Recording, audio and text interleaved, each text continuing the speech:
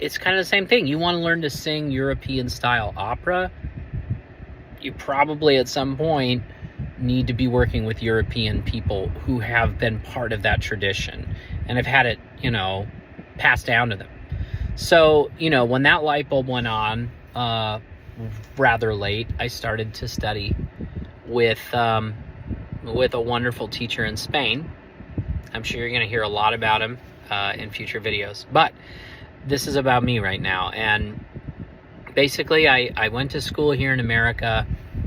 They didn't know what to teach me, and I don't really blame them now. And another reason for that is because my instrument is very unique. It's a strange mix of things that I need. Sort of like I have this pug dog named Louie, and he's really hard to feed because he needs just the right amounts of just the right ingredients in his food, or he's going to barf it up. Like, that delicate of a stomach. Well, I'm like that too. I need just the right ingredients in my voice.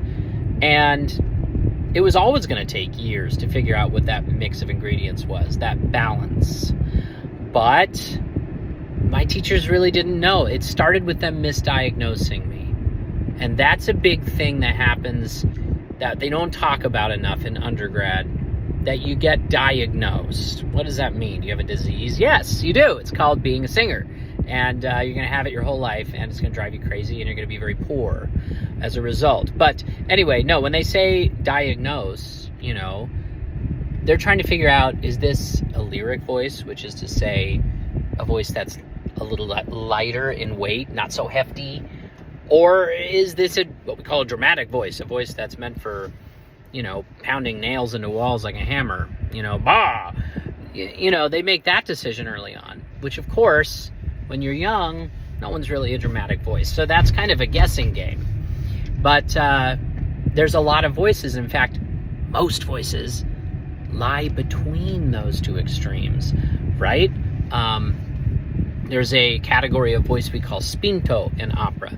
Spinto, which is a voice that has dramatic elements, but also can be lyric and light.